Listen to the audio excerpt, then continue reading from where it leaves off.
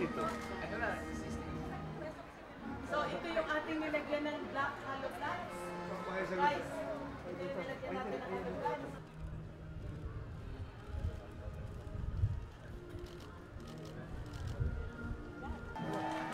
Ladies and gentlemen,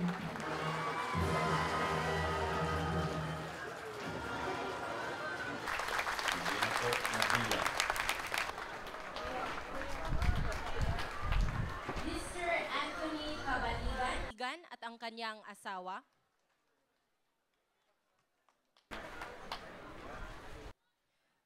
Mr. Roberto Punay at ang kanyang asawa. Mr. Ramon Balakwit at ang kanyang asawa.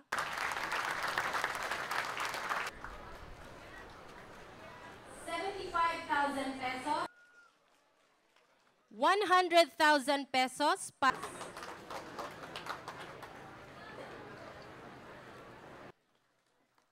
₱125,000 pa.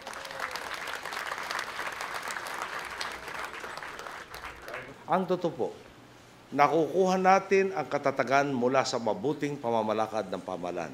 Nakakamit natin ang sigasig mula sa malasakit na makatuwang na ahensya at kalipunan. Nahuhugot natin ang lakas mula sa tibay ng loob at pagsusumikap ng taong bayan.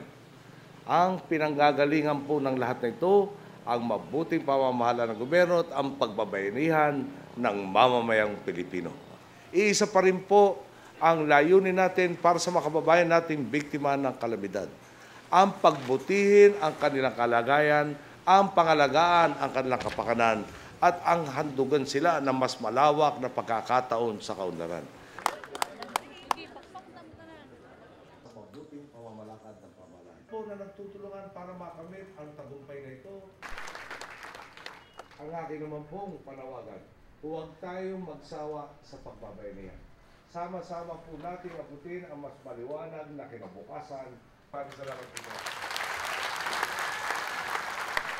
Maraming salamat po.